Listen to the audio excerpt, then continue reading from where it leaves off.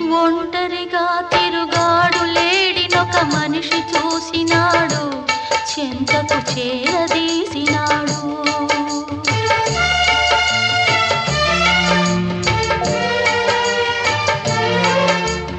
అభమో శుభమో తెలియని లేడి అతనిని నమ్మింది, తన హృదయం పరిచింది.